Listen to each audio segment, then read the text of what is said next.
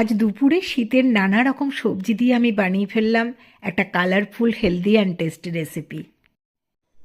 শীতকালে বাজারে ভীষণ ভালো ব্রোকলি ওঠে, ফ্রেশ একদম। আর এই ব্রোকলি স্বাস্থ্যের পক্ষে ভীষণই উপকার। আজ আমি ব্রোকলি দিয়ে একটা সবজি রান্না করব। তাতে মেন উপকরণ হলো ব্রোকলি আর মাশরুম। এই মাশরুমটা আমি বয়েল করে রেখে দিয়েছি নুন দিয়ে। আর গাজর, বিনস আছে।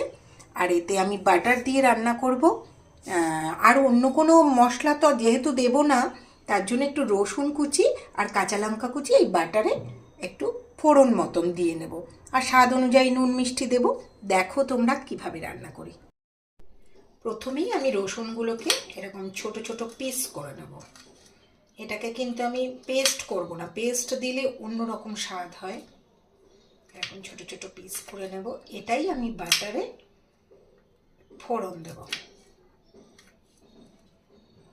আর কাঁচা লঙ্কাকেও আমি একটু কুচি কুচি করে দেবো। ইনগ্রিডিয়েন্টস এইটুকুনি হবে।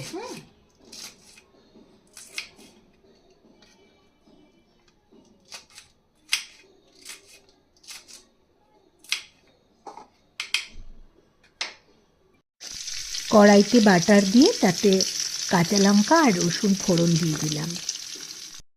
এরপর একে একে মাশরুম, ব্রোকলি, গাজর কুচি, বিনস কুচি সব দিয়ে দিলাম। সবজিতে পরিমাণ মতো নুন দিয়ে দিলাম। তার থেকে একটু জল ছেড়ে আসলো এবং ওই জলেই সবজি সিদ্ধ হয়ে গেল। আমি একটু গোলমরিচ ছড়িয়ে দিলাম স্বাদটার জন্য, এটা আমি বলতে ভুলে গেছি।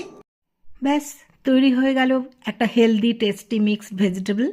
এটা যেমন ভাতের সঙ্গেও খাওয়া যাবে, তেমনি রুটির সঙ্গেও খাওয়া যাবে।